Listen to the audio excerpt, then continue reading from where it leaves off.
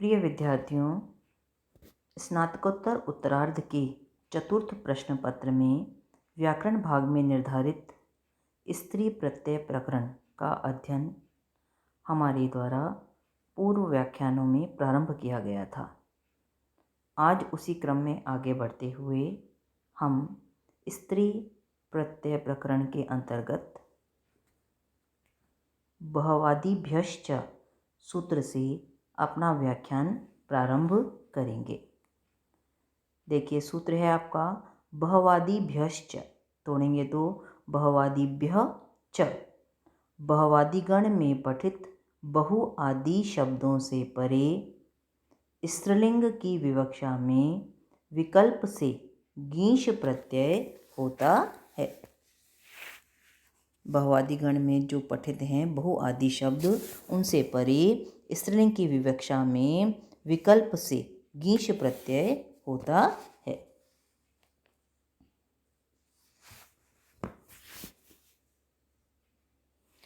देखिए, इसका उदाहरण है आपका बहवी।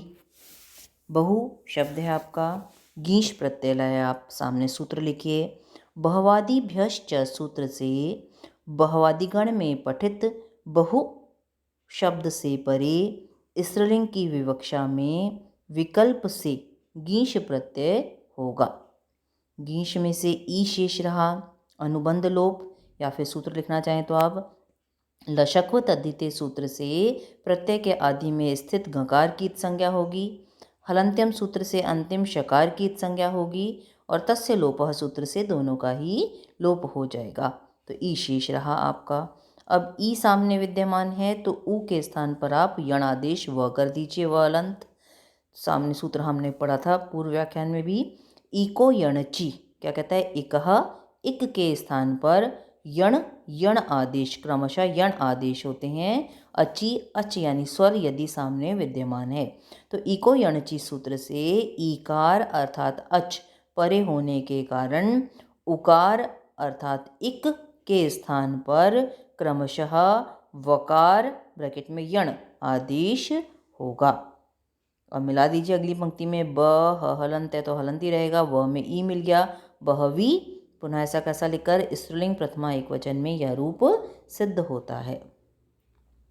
और जब आप गीश प्रत्यय नहीं करेंगे तो क्या होगा, जैसे हमने कल किया था मृदुः, बिल्कुल वैसे बनेगा। बहु बनेगा तो बहु प्लस सु प्रत्यय ले आइए, सामने आप देंगे बहुवादिभ्यश्च सूत्र से बहुवादिगण में पठित बहु शब्द से परे स्त्रीलिंग की विवक्षा में विकल्प से गीश प्रत्यय होता है।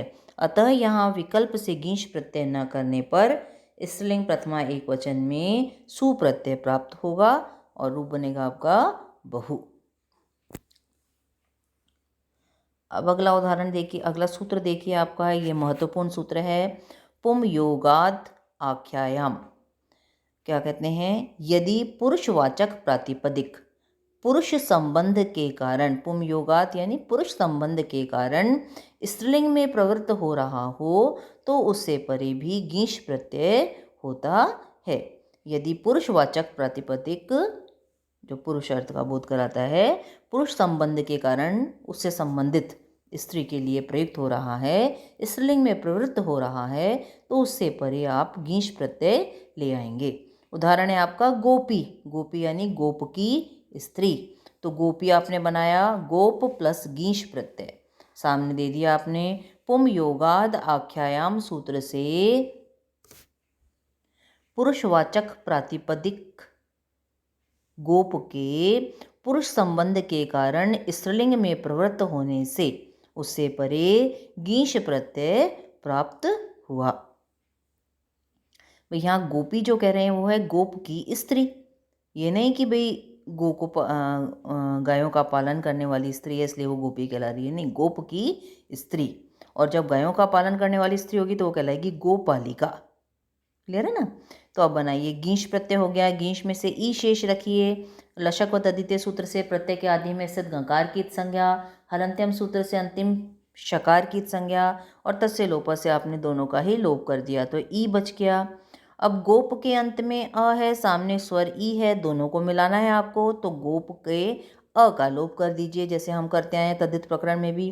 गोप हलंत रह गया प्लस ई सामने दिया आपने यचि भम सूत्र से ईकार परे होने के कारण या आजादी प्रत्ययी परे होने के कारण पूर्व शब्द समुदाय गोप की भ संज्ञा होगी और यस्यति च सूत्र से भ संज्ञा गोप के अंत्य आकार का लोप हो जाएगा।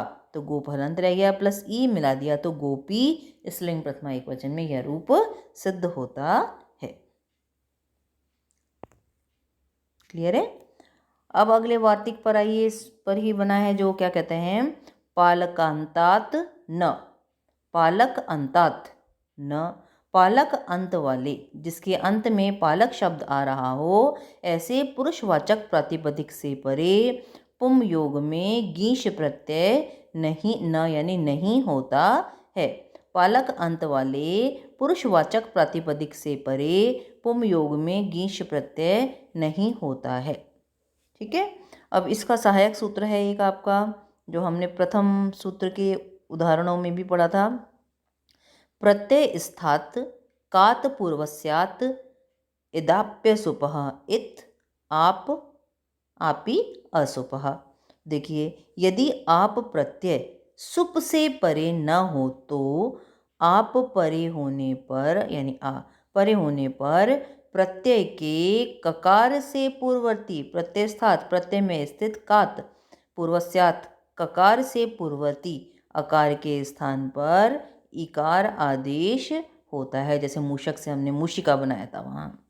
तो उदाहरण देखिए आप इसका, गोपालिका, गोपालक प्लस टाप प्रत्यय लाया, गीश प्रत्यय नहीं कर सकते थे, आपने सूत्र दिया पुम योगाद आख्यायाम सूत्र से पुम योग के कारण पुरुषवाचक प्रातिपदिक गोपालक से परे गीश प्रत्यय प्राप्त तो था किंतु पालकंतात न वार्तिक से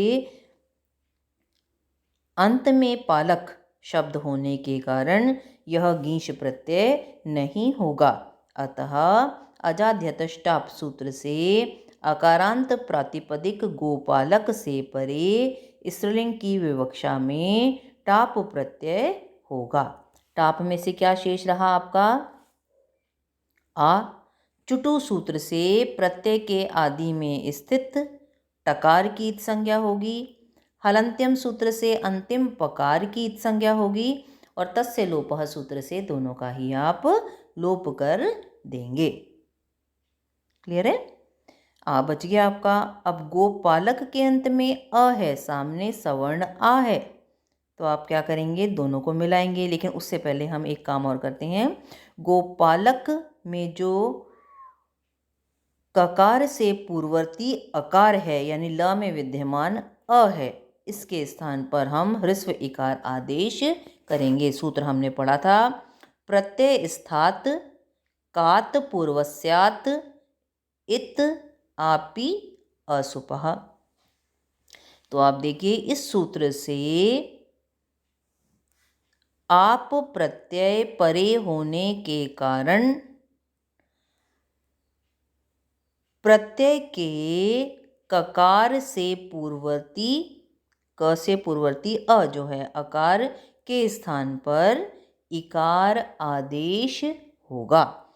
तो क से पूर्ववर्ती क्या है अ, ल में विद्यमान अ, तो इस अ के स्थान पर आप ह्रस्व इकार आदेश कर दीजिए। तो बन गया आपका गोपालिक प्लस आ है आपका टाप में से बचा हुआ। अब अगली पंक्ति में गोपालक के अंत में अ है, गोपालिक के अंत में अ है और सामने प्रत्यय का आ है, दोनों को सवर्ण दीर्घ का आदेश कर दीजिए। अकह सवर्णे दीर्घ सूत्र से अकार गोपालिक के अंत में जो अ है इस अकार से परे सवर्ण आकार होने के कारण पूर्व पर अर्थात अ प्लस आ के स्थान पर सवर्ण दीर्घ एकादेश आ होगा। तो बन गया आपका गोपालिका। पुनः ऐसा कैसा लिखेंगे गोपालिका और उसके सामने लिख देंगे आप स्त्रीलिंग प्रथमा एकवचन में यह रूप सिद्ध होता है। एक गोपालिका महत्वपूर्ण शब्द है आपका, कंठस्थ करिएगा अच्छी तरीके से। आज इतना ही। कल इसी क्रम में आगे बढ़ते हुए हम अगले सूत्र से अपना अध्ययन प्रारंभ करेंगे। तब तक इसे आप कंठस्थ करिए और कोई परेशानी हो या कोई समस्या आए तो आप संपर्क करिए।